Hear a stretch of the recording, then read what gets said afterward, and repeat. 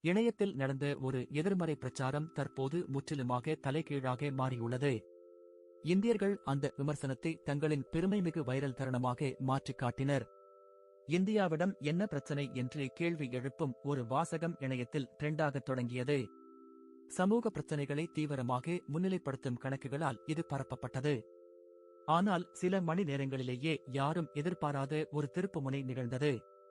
இந்திய இணையவாசிகள் அந்த பிரச்சாரத்தின் போக்கை முழுமையாக தங்கள் கட்டுப்பாட்டுக்குள் கொண்டு வந்தனர்.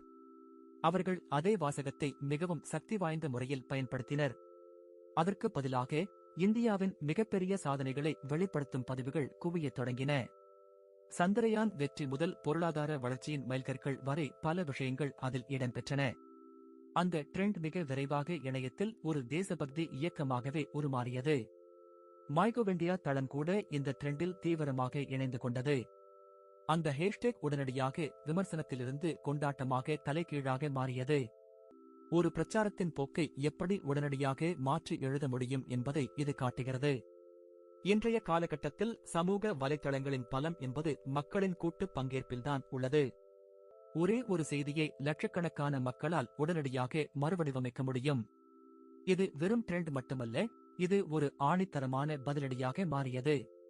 எனவே இன்றைய இந்தியாவை அடையாளப்படுத்துவது எது என்று நீங்கள் நினைக்கிறீர்கள்? உங்கள் பதிலை கீழே கமெண்ட் செய்யுங்கள். இதுபோன்ற தினசரி தகவல்களுக்கு சப்ஸ்கிரைப் செய்யுங்கள்.